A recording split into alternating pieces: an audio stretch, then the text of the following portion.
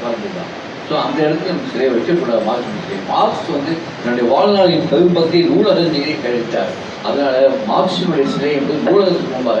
அப்போ LLA building முன்னாடி mount road வைக்கலாம், ஆனால் அங்கே சாலையில் நடுவில் வைக்கிறதுக்கு அனுமதி கொடுக்காது, கோர்ட் கொடுத்தாரு. அப்போ பொருத்தமான இடம் என்பது கன்னிமகா லைப்ரரி. உலக புகழ்கிட்ட 150 ஆண்டுகளுக்கு மேலாக நீடிக்கக்கூடிய கன்னிமகா லைப்ரரியில் நல்ல பெரிய ஒரு கேம்பஸு.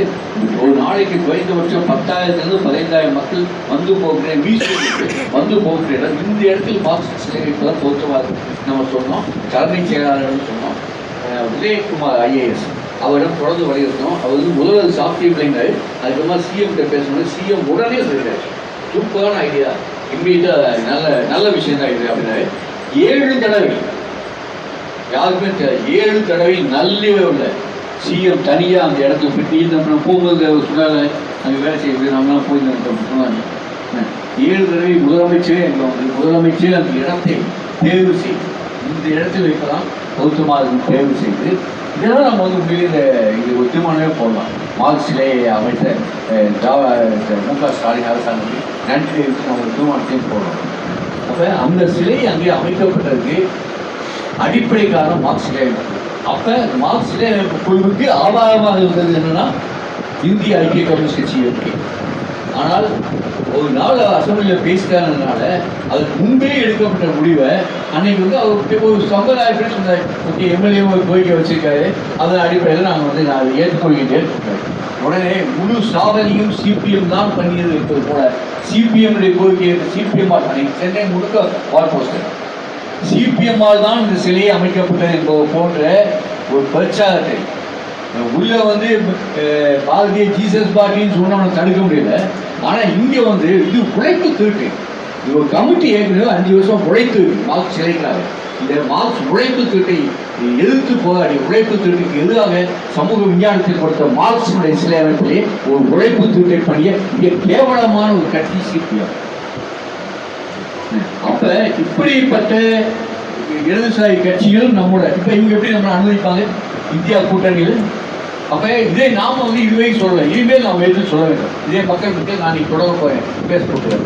இனிமேல் மக்கள் பற்றியில் இந்த செய்தி நாம் கொண்டு போகணும். இந்த மார்க்ஸ் என்கிற நாம் இது போல நாம் செய்யக்கூடிய செய்திகளை வெளியில கொண்டு போகணும். இல்லை அதே தான் நாம் வந்து இங்கே திராவிட முன்னேற்ற அலுவலகத்துக்கு வந்து ஒரு விஷயம் சொல்லுறாங்க. பழைய மாநில செயலாளர் சிபிஐ பழைய மாநில செயலாளர் தான் நம்மை அனுமதிக்கவே கூடாது. நம்மை அனுமதித்தால் இந்தியா கூட்டணிகள் நம்மை அனுமதித்தால் தாங்கள் இந்தியா கூட்டணிக்கு வெளியேறுவோம் சொன்னாங்க. ஸோ புதிய மாநில செயலாளர் வந்துட்டாங்க. 2000 இல்லை, புதிய மாநில செயலாளர். புதிய மாநில செயலாளர் வந்தோடனே நான் போய் அப்படின்னா என்னுடைய பழைய நண்பர் ஆரம்ப காலத்துல நான் கூட வேலை செஞ்சோம் சிபிஐயில். ஸோ அந்த போய் பார்க்கணும், அந்த நட்பின் அடிப்பில் அன்பின் அடிப்பில் போய் பார்க்கணும் மோடி அப்படின்னு ஒரு கூட்டி எனக்கு கொடுக்க மாட்டார். தோழ எல்லாரும் வாழ்த்துட்டாங்க, ஆனால் நீங்கள் வந்து வாழ்த்துறீங்க ஒரு சகஜமான ஒரு நட்பு அடிப்பில் தோழ இப்போயே வந்து தோழ அப்படின்னு. அதுக்கு முன்பாகவே நம்முடைய தலைவர் போயிட்டு பெருந்தன்மையோட மோடியை போய் பாராளுமன்றத்துக்கே போய் வாழ்த்திட்டு வந்து விட்டார். அப்போ நான் அதுக்கு 3 நாட்கள் கழித்து நானும் பாடலுக்கு நம்முடைய தோழர்கள் ராணாதோடு சேர்ந்து தான் அங்கே போனோம். போய் ஒரு சால்வை போட்டோடனே தோழர் நமக்கு சால்வெல்லாம் எதுக்கா போடுவீங்க அப்படின்னு கேட்டுட்டு அதை ஏற்றுக்கொண்டு ஒரு வார்த்தை சொன்னார், தலைமை மாறிவிட்டது, நிலைமையும் மாறிவிடும், இனி நாம் இணைந்து பயணிப்போம்.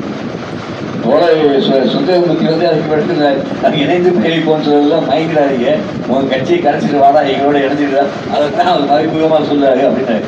இருக்கலாம், எப்படி வேணாலும் எடுத்துக்கொள்ளலாம், அது உண்மை, அது அவங்க நோக்கம் இருக்கலாம். ஆனால் அவங்க அப்படி ஆசையும் இருக்கிறோம். ஏன்னா பாஸ்கர் நம்ம சொல்லி இத்தனை நாள் சேர்ந்தாங்க வச்சுக்கோம், எப்படியாவது கூட நம்ம கட்சியோட நினைச்சுக்கோம். இது சாத்தியமே இல்லை. ஏன்னா நாம் எந்த நோக்கங்களுக்காக சிபிஐ விட்டு விட தனியாக அமைப்பு வந்தோமோ அந்த நோக்கங்கள் இன்றைக்கும் அப்படியே இருக்குது. நமக்கு எந்த காரணங்கள் சொல்லணுமோ அந்த காரணங்கள் இன்றைக்கும் ஒழுங்குபடுத்தப்படவில்லை சிபிஐயால், அதை ஒழுங்குபடுத்த மாட்டாங்க. அதை அப்படி சொன்ன அதே மூவியவாங்க அன்றைக்கு அப்படி சொன்ன மூவியவாங்க இந்த சிலை அமைப்பு நிகழ்ச்சியில மிக மோசமாக என்னை அவமானப்படுத்த விதமாக சிஎம் பக்கத்தில் போயிட்டு தானாக போலீஸ் நீங்கள் வாங்க சார், நீங்கள் தான் முன்னாடி கூட்டு போகும்போது அதை தடுத்து நிப்பாட்டாரு. அது மட்டும் இல்லாமல் வேறு சில இது கொஞ்சம் கவலையாக தான் இருந்துச்சு. ஸோ இந்த சிபிஐயும் நம்மை ஏற்றுக்கொள்ள மாட்டார்கள்.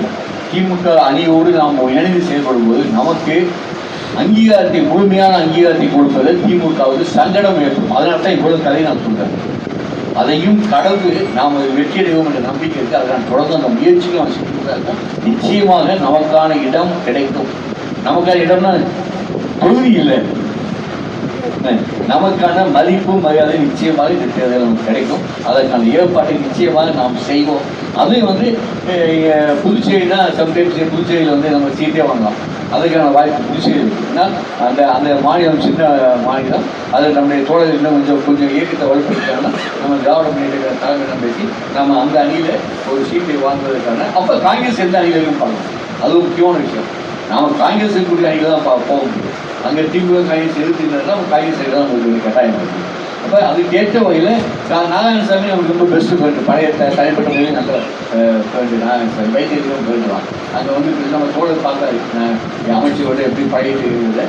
ஏற்கனவே உங்களுடைய மாவட்ட பொறுப்பாளர் மாநில பொறுப்பாளர் பார்த்து கூடவே பார்த்தாரு மினிஸ்டரோட பார்த்து. அதனால் அங்கே அதெல்லாம் பாண்டிச்சேரி கண்டிப்பாக நம்ம பேசி இடம் தமிழ்நாட்டில் சாத்தியம். இதை தோழர்கள் புரிந்து கொண்டு நாம் எந்த விதமான பலனும் நேரடி பலனும் அடையாவிட்டாலும் மக்கள் நலனை நோக்கி இந்த திராவிட முன்னேற்ற கழகத்தை ஆட்சியை மீண்டும் தமிழகத்தில் தொடர வைப்பதற்கு ஏற்ற வகையில் தான் நம்முடைய தேர்தல் குறித்தான நம்முடைய பார்வை இருக்க வேண்டும். இதுதான் நம்முடைய முடிவாக எடுக்க வேண்டும் என உங்களிடம் முன்மொழிகிட்டு இதை தீர்மானமாக வரும்போது நீங்கள் இதை ஆதரிக்கின்றீர்கள்.